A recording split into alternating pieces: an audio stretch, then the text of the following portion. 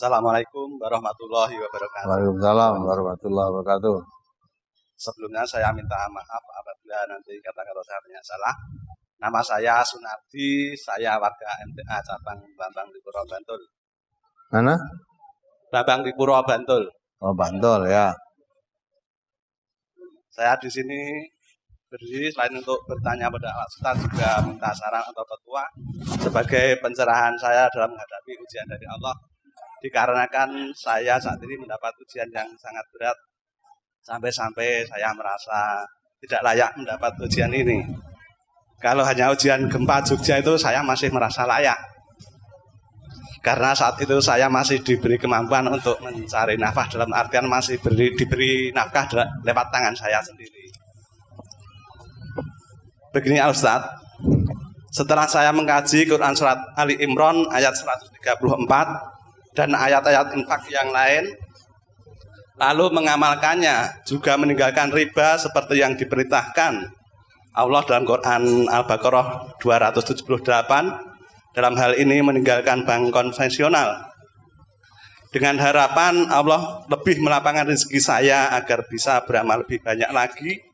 Namun setelah mengamalkan ini, saya diuji dengan kehancuran ekonomi yang sangat parah. Sampai-sampai selama 4 tahun saya tidak diberi kemampuan untuk menafkahi diri saya sendiri, apalagi keluarga. Dan karena kegagalan-kegagalan itu, saya itu tidak dapat menafkahi diri dan keluarga, hutang saya bertumpuk-tumpuk melebihi aset yang saya punya. Sehingga saat ini saya hanya bisa berdoa agar Allah memudahkan kehidupan saya dan menyelamatkan saya dari siksanya kelak.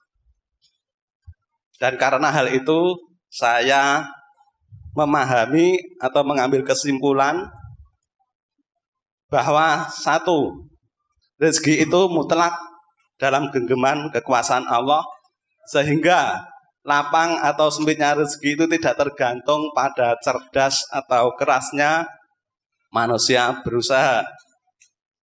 Sehingga sebagai mukmin kita cukup bergerak seperti cicak, bukan seperti singa, tapi tetap harus bergerak. Karena apabila tidak bergerak, Allah tidak akan mengubah keadaan kita. 2, dalam urusan ekonomi, orang-orang kafir dan cenderung pada kekafiran lebih diberi kemudahan oleh Allah, namun di akhirat tidak mendapat bagian seperti yang tersebut dalam Quran Surat Hud ayat 15 dan 16. Untuk yang pertama tadi Surat Hud ayat 6. Dan ketiga, dan yang diberi balasan penuh atas usaha dirinya hanya orang-orang kafir. Ya seperti tersebut di atas tadi. Mohon pemahaman saya itu benar atau salah. Tolong kalau salah dibenarkan. Cukup sekian saja. Akhirul kalam. Assalamualaikum warahmatullahi wabarakatuh. Waalaikumsalam warahmatullahi wabarakatuh. Jadi ya, Allah menjadikan manusia diberi rezeki yang banyak, diberi rezeki yang sedikit, itu jadi urusan Allah. Allah yabsutu rizqa liman yasha wa yaqdiru liman yasha. Allah yang melapangkan rezeki kepada siapa yang dikehendaki, menyempitkan rezeki kepada siapa yang dikehendaki. Dan Allah menguji manusia. Coba dibaca surat Al-Anbiya ayat 35.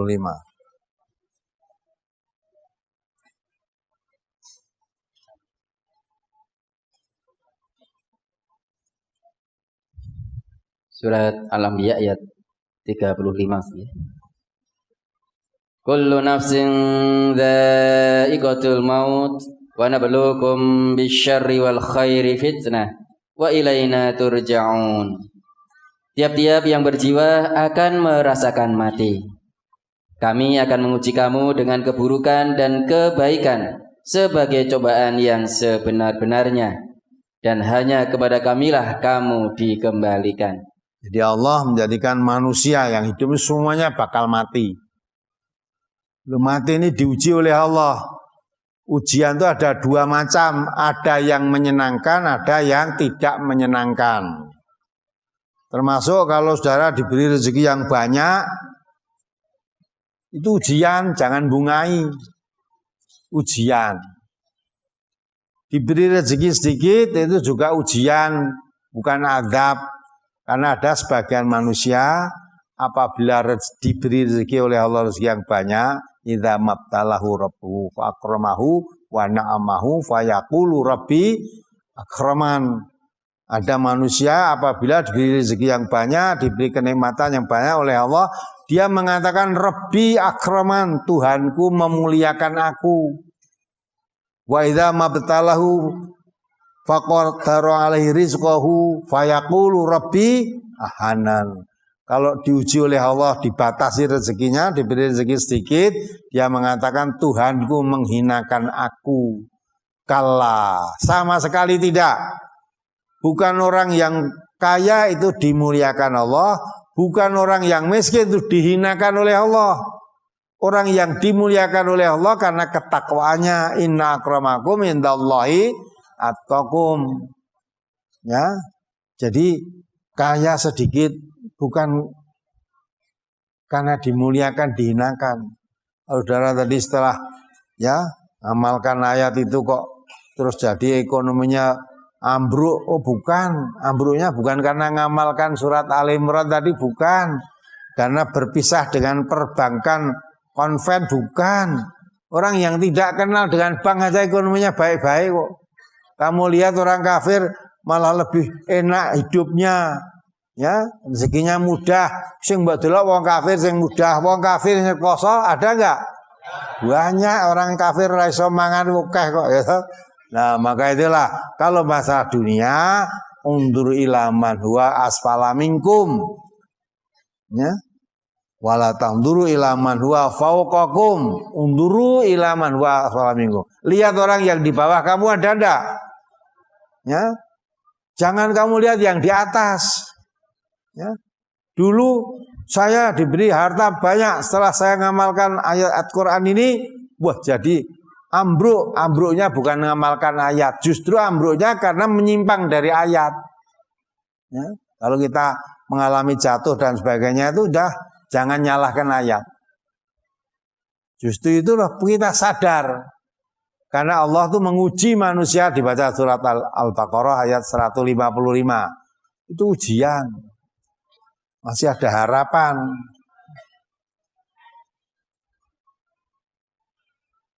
Surat Al-Baqarah surat kedua ayat 155. وَلَنَبْلُوَنَّكُمْ بِشَيْءٍ مِّنَ الْخَوْفِ وَالْجُوعِ وَنَقْصٍ مِّنَ الْأَمْوَالِ وَالْأَنفُسِ وَالثَّمَرَاتِ وَبَشِّرِ الصَّابِرِينَ. Dan sungguh akan kami berikan cobaan kepadamu dengan sedikit ketakutan, kelaparan, kekurangan harta, jiwa dan buah-buahan, dan berikanlah berita gembira kepada orang-orang yang sabar. Hasil berita gembira lah. Ini ujian yang tidak menyenangkan. Wala nabluwanakum bisyai'in minal khauf. Allah akan menguji kamu dengan rasa khauf, ketakutan, kekhawatiran. Wal ju', kelaparan. Ya, bila wis panen dijaga untuk ya, beli ini beli itu, akhirnya dimakan tikus habis ora iso panen. Tidak makan tikus, tidak dimakan ulat, tidak kena banjir. Aman semua tidak banjir, kena longsor, kebruan, wes. Sehingga tidak hanya hartanya, panenannya yang habis. Omahe ambruk entek kabeh. Tidak hanya omahe anake barang katut. Ya, wala nabluwanakum bisyai'in minal khauf wal ju'i wa naqsim minal amwal, dikurangi hartanya. Wal anfus, dikurangi jiwanya. Ya. Bandane entek, kebanjiran, sawah kena longsoran tanah ora sida panen, rumahnya kebanjiran, karut, anake katut kebanjiran mati, dikurangi hartanya, dikurangi jiwanya, dikurangi hasil panennya, entek-entekan tau udah. Ya toh? Tapi Allah masih menggembirakan. Wa basyiri sabirin, beri kabar gembira orang yang sabar. Nah, itu musibah yang bertubi-tubi itu kalau bagi umat Islam ujian, kamu sabar. Jadi setelah itu jatuh, ekonominya jatuh. Kalau ekonominya jatuh berarti dulu pernah jaya, ya, pernah jaya. Maka Nabi kan sudah mengingatkan juga, toh, ihtanim khamsan qabla khamsin, ya, termasuk waghinaka qabla fakrika. Kan 5 kesempatan sebelum datang 5 kesempitan. Salah satu di antaranya kayamu sebelum miskin. Kamu kaya, satu saat bisa jadi orang miskin. Maka ketika kamu kaya, kamu gunakan harta kekayaanmu untuk apa? Untuk pemborosan atau untuk hal-hal yang baik? Nah, suatu saat kaya itu nanti akan jatuh miskin.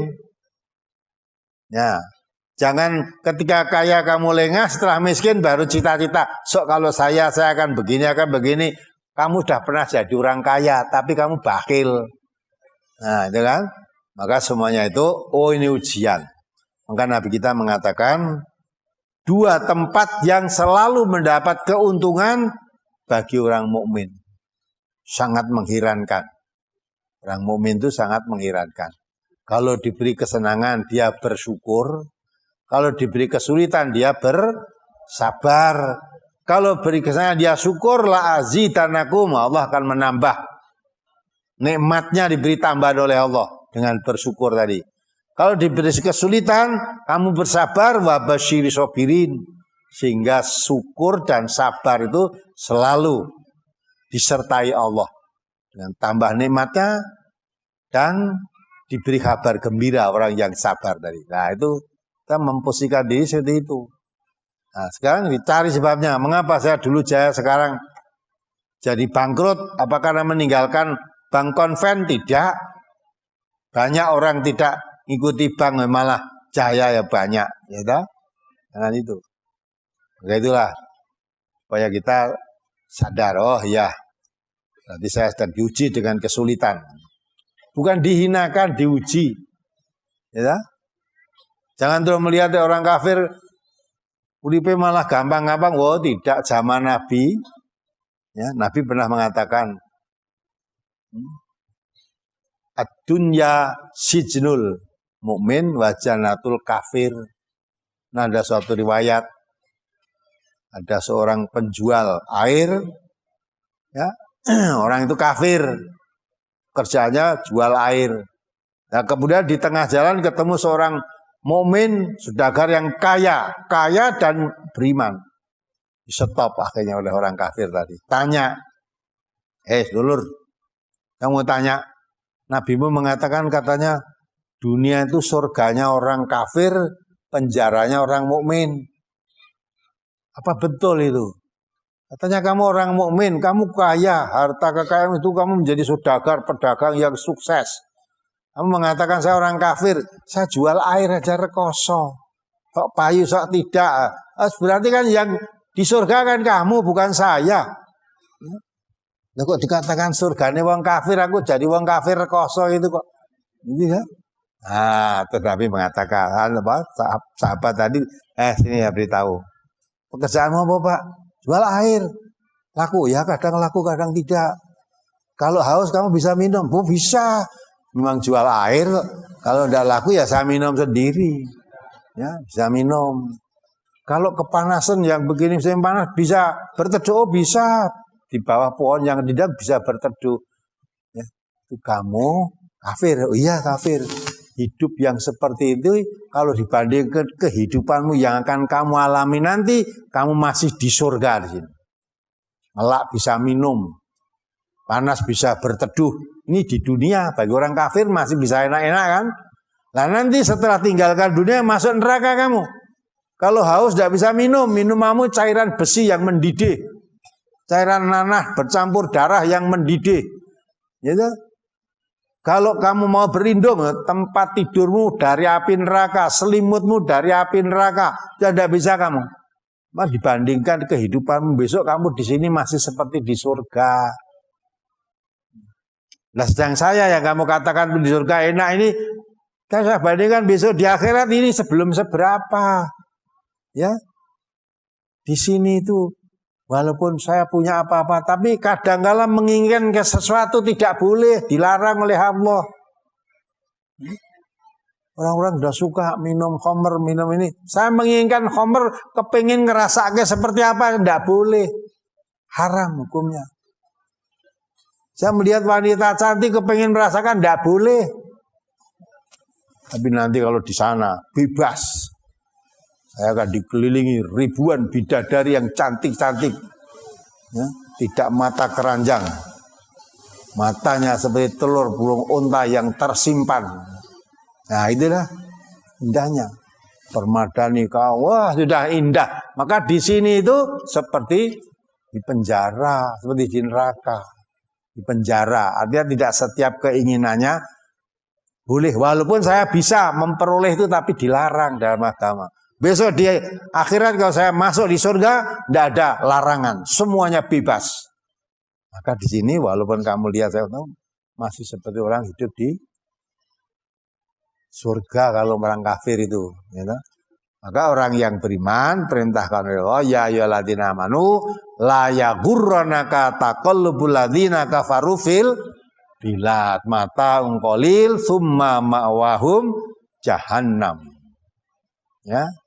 Jangan ngalami rekoso sithik terus wah malah penak wong kafir ya uripe golek. Kamu jangan terperdaya dengan kebebasan orang kafir bergerak di bumi itu, di negeri ini. Ya, mereka memang bersenang-senang. Apapun dia lakukan, biar memang tempat senang-senang mereka di sini. Setelah selesai di sini, summa ma'wahum jahannam. Dia akan dipaksa masuk neraka nanti. Dan masuk neraka. Maka kamu jangan terperdaya, jangan meri dengan kebebasan orang kafir hidup di dunia. Nah, maka sekarang kalau sedang mengalami kesulitan, tambah dekatnya pada Allah. Mudah-mudahan Allah beri kesabaran.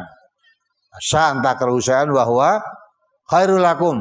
Apa yang menimpamu tidak menjadikan kamu suka, di balik itu mungkin ada baiknya. Apa kebaikannya di balik ini? Nah, kita tarik hikmahnya. Nah, inilah. Maka apalagi sekarang ini katanya kalau mendengar orang-orang usaha itu sekarang ini perekonomian katanya makin apa? Sulit apa mudah? Makin sulit. Jadi ketemu tuh pengusaha ekonomi, wah sekarang makin sulit. Makin sulit. Tadi orang siji tok, tidak kamu saja. Nah, sekarang kuatkan imannya. Ya. Jangan bunga itu anak diberi nikmat. Tapi dinikmat oleh Allah syukur, diberi kesulitan sabar. Dua tempat itu yang selalu dalam keberuntungan bagi orang mukmin. Gitu kan? Maka tetap pegang teguh tuntunan Allah. Janjinya Allah apa? Fa imma ya'tiyannakum minni hudan faman ittaba'a hudaya fala yadhillu wa la yasqa. Wa man tabi'a hudaya la khaufun 'alaihim wa lahum yahzanun. Al-Baqarah 38 dan surat Toha 124. 123, 124. Kalau petunjukku sudah datang kepadamu, kamu pegang teguh petunjukku dijamin la yadhillu wa la yasqa. Tidak sesat dan tidak celaka. Kalau petunjukku sudah sampai kepadamu, kebenaran sudah sampai kepadamu, siapa pegang teguh petunjukku dijamin la khaufun 'alaihim wa lahum yahzanun.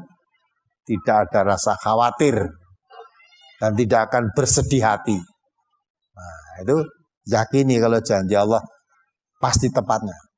Nah, sekarang saya sedang diberi kesulitan, ya sudah kita terima dengan senang hati, kita syukur, cari jalan keluar. Cari jalan keluar untuk jalan yang benar, Allah telah berjanji juga. Walladzina jahadu fina lanahdiyanahum subulana. Kalau kamu berusaha sungguh-sungguh untuk menempuh jalan Allah, Allah bentangkan jalan untuk ditempuh, untuk dilalui. Maka tidak usah putus asa ya, jangan putus asa.